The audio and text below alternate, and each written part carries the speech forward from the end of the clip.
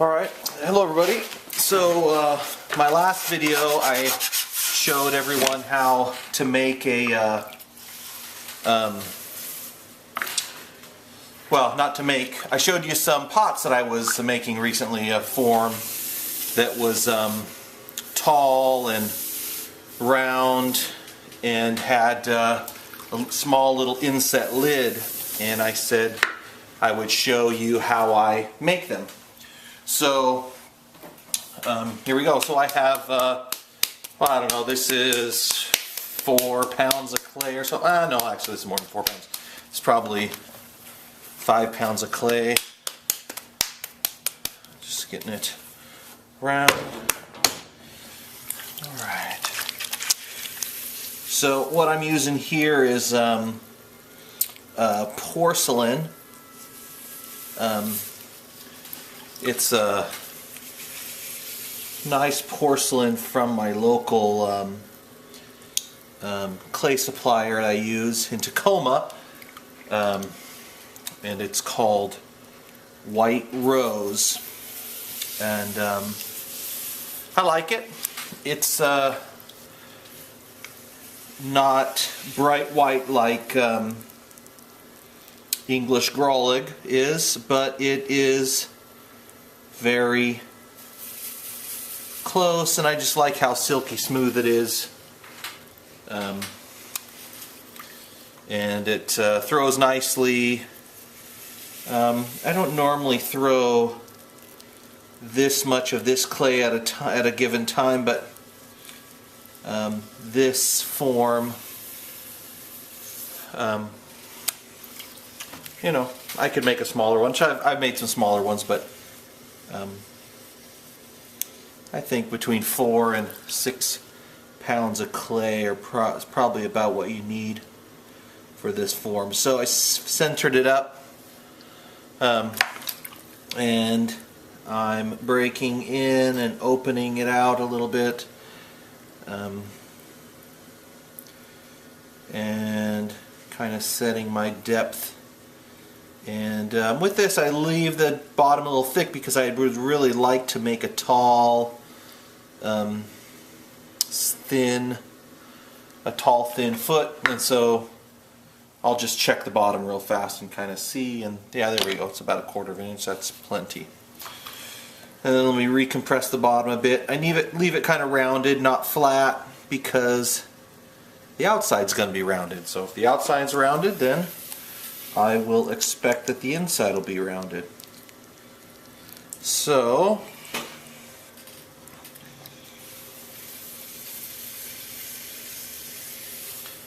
let's see here.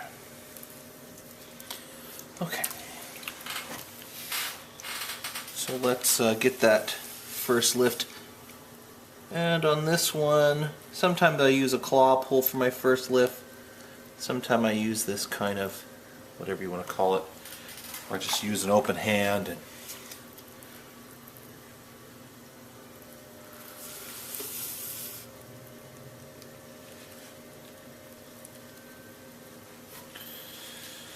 once I have that set, I try to reuse as much of this good slip as I can, and it looks like it's this thick all the way down, but it really isn't. It's thinner down here than it is up here, just from the way I pull it up there.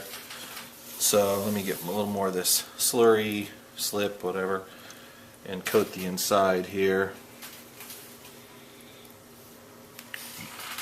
And some people use a sponge on their large form, some people don't. And actually, you know, I go back and forth with a sponge and a knuckle and whatever.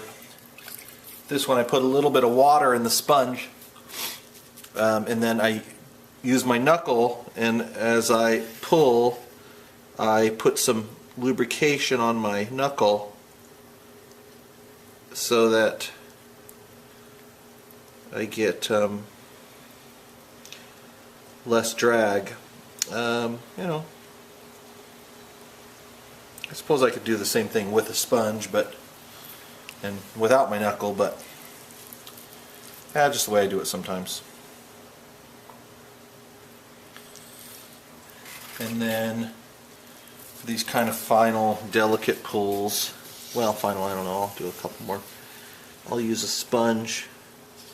I'll get real aggressive with this one because I need to get the clay up off the wheel head.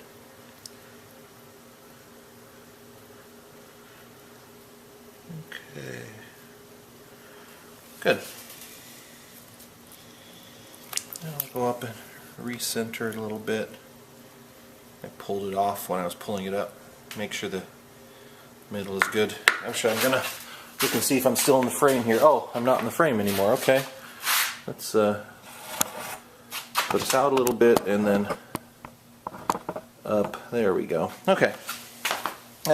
Doesn't really get much taller than that. And it looks thick here, but really it's just, yeah, about that. It's a little thick right there, just at the top, because I have to do, I have to have a little extra there for the gallery. So now I'm going to go and look and find a spot to trim some clay off the bottom here. You know, with this you could do it now, you could do it later. I was just getting some of it off now.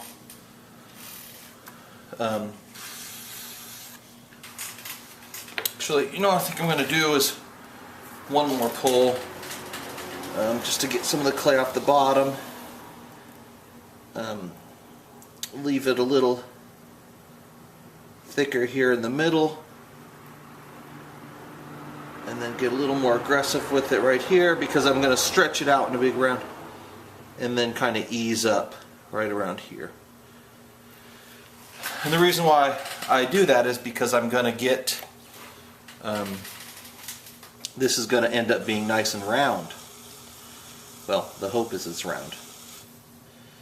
So now I'm going to begin shaping and pulling with my rib.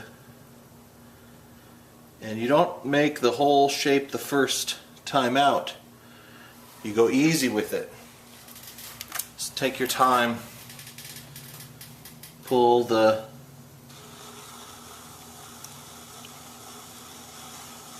clay a little at a time and be patient.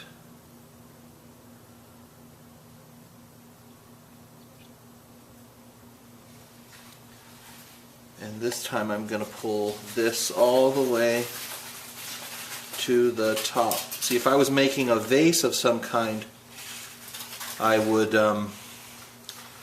stop a couple inches to the top so that I could collar it in. But with this kind of form, the egg shape or round shape goes all the way to the top.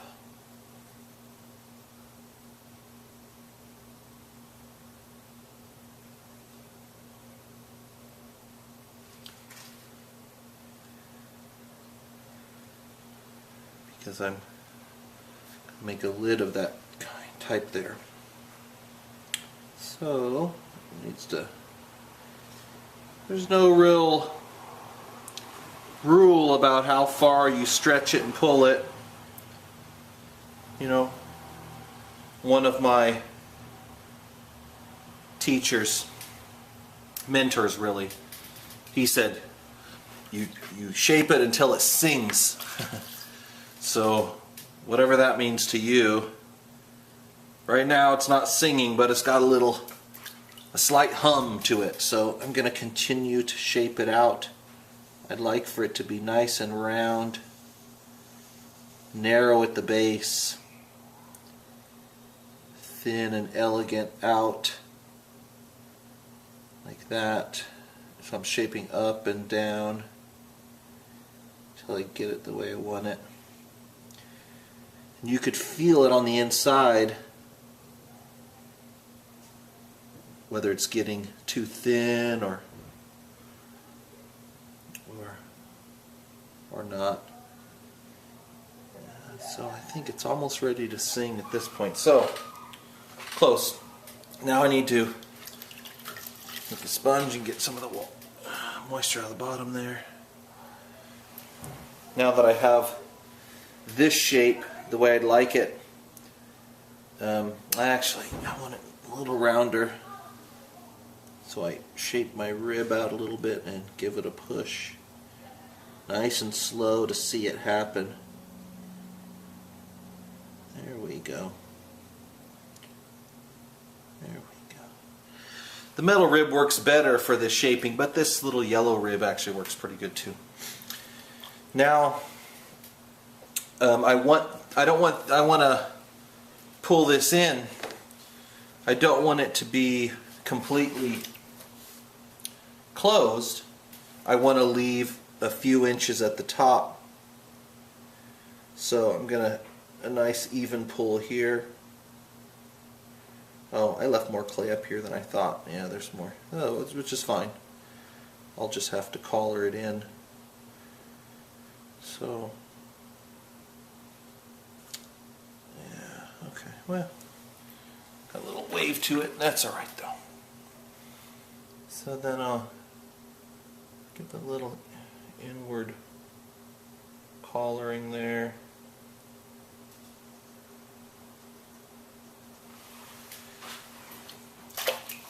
Give it another little pull here.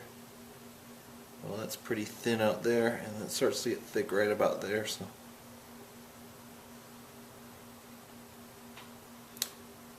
nice and slow. You know, I see a lot of potters work so fast, and I will admit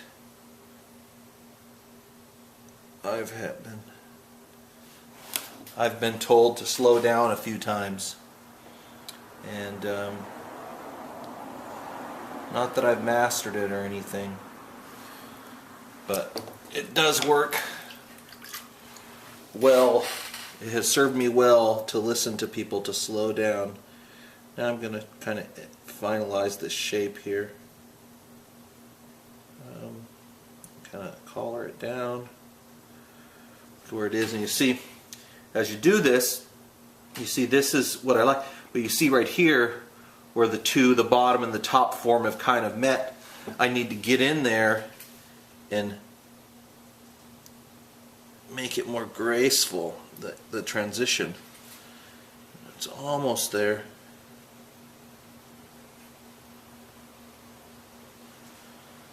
And there's no rule on what it's supposed to look like,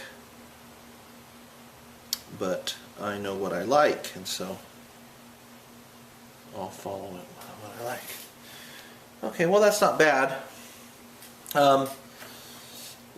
This is pretty good, and so what I'll do is I'll take this rib here. You know, if I was making this for I'd probably take a little more time in the shaping, but for the sake of the video. So I take this rib here, and they've got different styles of this rib. If you have this, it comes in the basic kit. I want one that has a very sharp right angle. Some of them are rounded, and I have some of those, but for this thing, you need it to be a sharp edge. You can use this, or you can use your throwing stick, or you could really even use this, but I just prefer this rib. And what I do is I support the lip underneath with my finger, and then I take the rib and I press in a gallery. It's a little dry under there. I need to give it a little wet moisture. I make a little gallery here just by giving a little push down into my finger.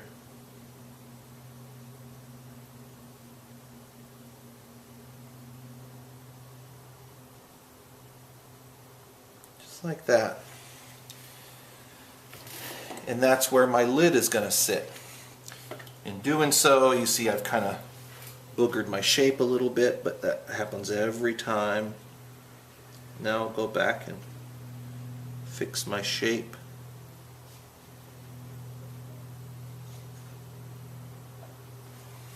Okay. Anyway, so well, that's kind of it for the top. Now I trim this, so I'm not going to do anything to the bottom there.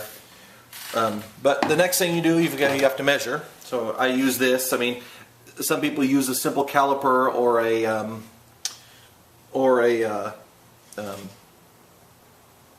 ruler. I prefer this, and I'll show you why.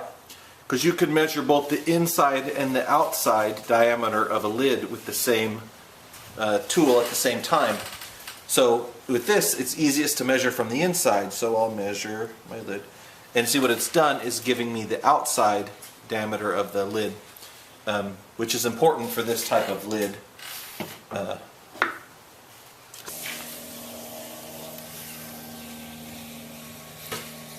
And this is, as lids go, it's a very simple lid to make.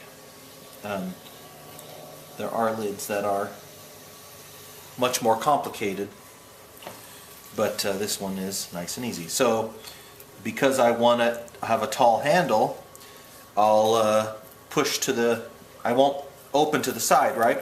I'll push and leave a nice big piece of clay in the middle.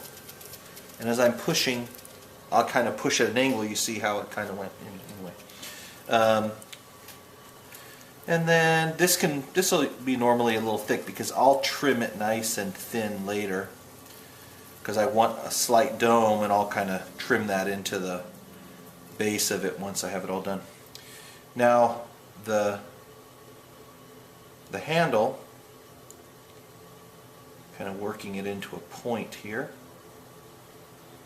and you've got to work it nice and slow because I want it thin and then bulbous out and then to a point, something like that, maybe even thinner on the bottom. Okay, something like that.